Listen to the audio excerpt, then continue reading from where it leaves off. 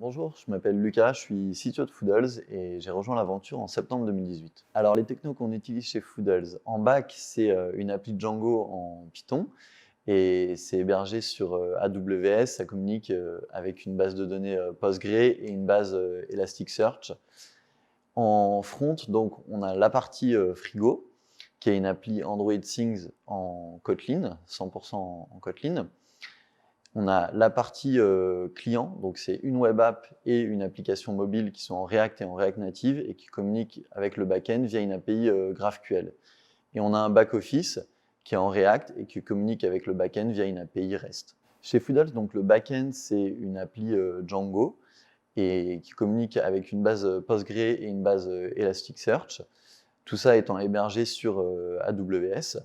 Côté front, on a l'appli Frigo, qui est une appli Android avec le framework Android Things et qui est 100% en Kotlin. On a pour la partie client une appli mobile et une web app qui sont en React et en React Native, qui communiquent via une API GraphQL avec le back-end. Et on a un back-office qui est lui en React et qui communique avec le back-end via une API REST. Alors les challenges sont multiples. D'abord, il y a la partie frigo sur laquelle on veut améliorer au maximum notre taux de détection.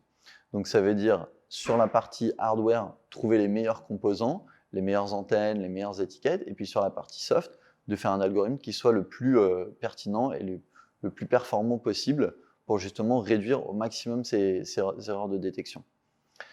Sur la partie logistique et offre alimentaire, ce qu'il faut qu'on arrive à faire, c'est comprendre ce que les clients veulent manger 2 semaines à l'avance pour après leur fournir dans les frigos et dans le service de précommande les plats qui vont leur faire envie le jour J.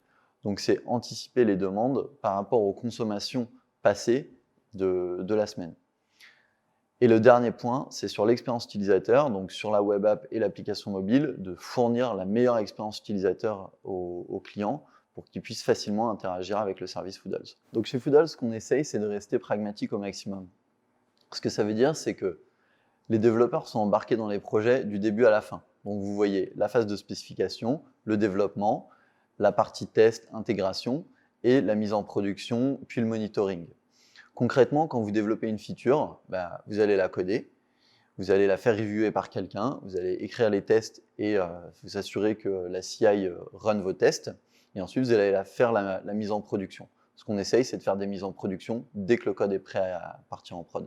Alors, je vais parler des raisons qui m'ont poussé, moi, à rejoindre Foodles. Moi, je suis quelqu'un qui aime beaucoup manger et c'est quelque chose qui anime globalement toute l'équipe.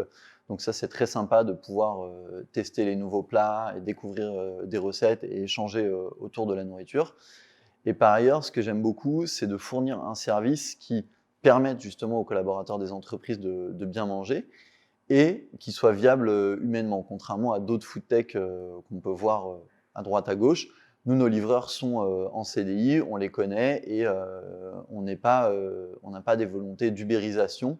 On a vraiment une volonté de construire quelque chose qui soit solide à la fois pour les clients et pour les employés. Alors du côté tech, ce qui est génial, c'est que on a différents sujets, donc on va avoir de l'électronique embarquée, des applis mobiles, du back, de la data, et que comme on est une petite équipe, vous pouvez prendre différents sujets. C'est-à-dire que si vous avez envie de vous intéresser à un sujet en particulier, et la seule limite, ce sera finalement votre appétit à faire avancer les choses.